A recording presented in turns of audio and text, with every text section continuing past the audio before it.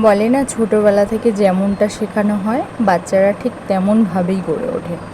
দেখো, মামাম কিন্তু মানে ছোটোবেলা থেকে একটু পূজা আর্চার দিক দিয়ে মানে বেশ আগ্রহ। আমি যখন শিবের মাথায় জল ঢালতাম ও বলতো, মা আমিও ভোলানাথের মাথায় জল ঢালবো। ইভেন তোমরা হয়তো নোটিস করেছো কিছু কিছু ভিডিও আমি শেয়ার করেছি। আজ দেখো স্কুল যাবে, যেহেতু গাছে ফুল ফুটেছে, স্থলপদ্ম ফুটছে, মানে স্থলপদ্ম ফুল ফুটছে, তো ওগুলো তো গাছে শুকিয়ে যাবে। ও বলছে, মা আমি তুলবো। আমি বলে, তাহলে স্কুলে যাওয়ার আগে তুমি তুলে তারপরে যাও।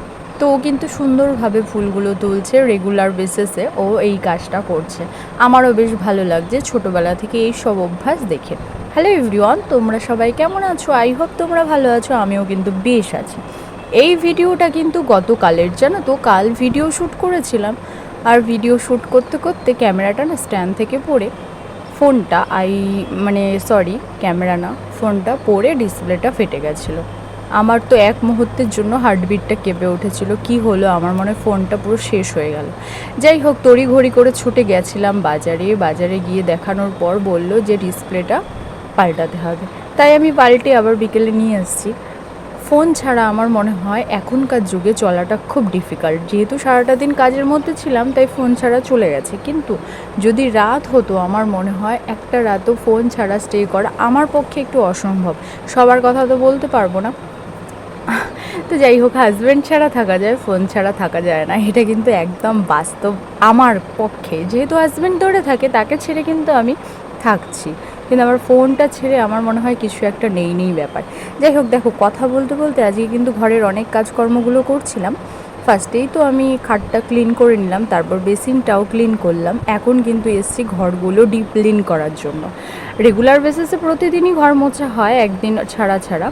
এছাড়া তো বৃহস্পতিবার শনিবার ঘর মোছা হয়, কিন্তু খাটের নিচগুলো না যেদিন আমি করি সেদিনই করা হয়, আদারওয়াইজ কিন্তু হয় না। তাই আজকে ডিপ ক্লিন করে সুন্দরভাবে ঘরগুলো সব মুছে নিচ্ছিলাম।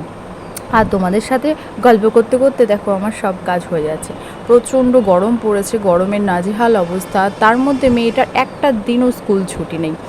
কাল সানডে, কাল ছুটি থাকবে, কিন্তু কাল আবার ড্রয়িং ক্লাস আছে। সত্যি কথা, মেয়েটাও হাঁপিয়ে উঠছে। আর একটু হয়তো এখন, যেহেতু প্রচণ্ড পরিমাণে গরম পড়েছে, স্কুলটা ছুটি দিলে একটু রিল্যাক্স ফিল করতো। কিন্তু কি করা যাবে বলো, স্কুল তো যেতেই হবে। আজ স্যাটারডে, আজ কিন্তু বিকেলে মামামের নাচের ক্লাসও আছে। মেয়েটা স্কুল থেকে এসে আবার কিন্তু বিকেলে রেস্ট করতে পারবে না। যাই হোক, দেখো কিচেনে চলে এসেছি। মোটামুটি রান্নার এখানে গোছানো হয়ে গেছে, আর এখন কিন্তু কিচেনটাও মুছে নিয়েছি। এই ঘর মুছে দিন যাব কিন্তু স্নান করতে। তো আজকের ভিডিওটা এই পর্যন্তই। ভালো লাগলে লাইক কমেন্ট করে পাশে থেকো। টাটা।